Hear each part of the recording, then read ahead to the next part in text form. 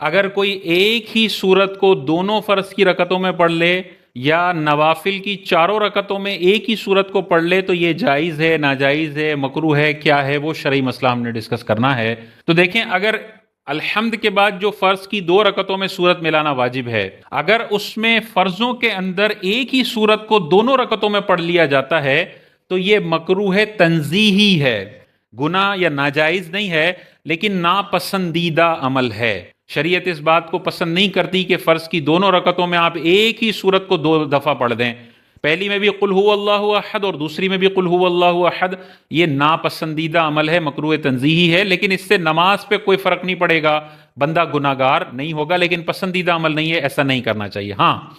کچھ جگہ ہیں جہاں پر ایک ہی سورت کو فرضوں میں تکرار کے ساتھ پڑھنا مکروہ تنزیہی بھی نہیں ہے، بالکل بلا کراہت جائز ہے۔ مثلاً کوئی پہلی میں سورت اس نے پڑھی اور دوسری رکعت میں کوئی اور سورت یاد ہی نہیں آ رہی، وہی قل هو اللہ احد یاد آ رہی ہے تو دوسری میں پھر پڑھ لے، مجبوری ہے، اس کو کوئی اور سورت ہی یاد نہیں آ رہی۔ اس تکرار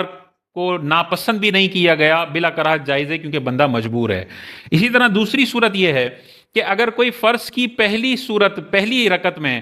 بھولے سے قل اعوذ برب الناس پڑھ دے، قرآن کی سب سے آخری سورت، تو اب اس کے لیے ضروری ہے کہ دوسری رکعت میں بھی قل اعوذ برب الناس پڑھے گا۔ وجہ کیا ہے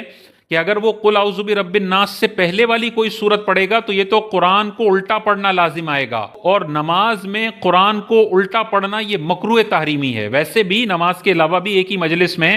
الٹا قرآن پڑھنا یہ ناجائز اور گناہ ہے، دل کے پلٹنے کا اندیشہ ہے اس میں۔ تو اگر پہلی رکعت میں قرآن کی آخری سورت پڑھ دی تو اب دوسری میں اس کے پاس صرف ایک آپشن ہے، اور وہ یہ ہے کہ دوسری میں بھی سورہ ناس ہی پڑھ دے، قل اعوذ برب الناس۔ اسی طرح مثال کے طور پر پہلی رکعت میں قل هو اللہ احد پڑھی اور دوسری میں بھولے سے قل هو اللہ احد منہ سے نکل گیا، تو اب یہ نہیں کہ اس دوسری والی کو چھوڑ کے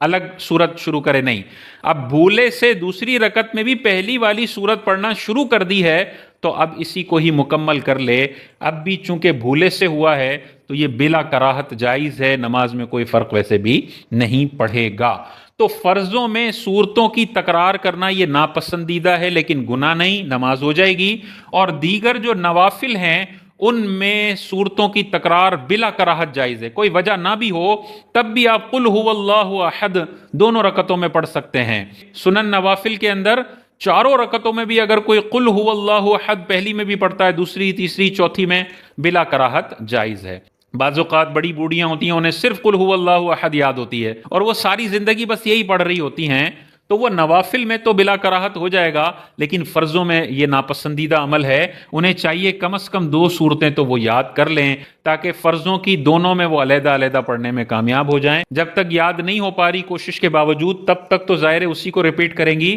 لیکن جب یاد ہو جائے تو پھر تکرار نہ کریں۔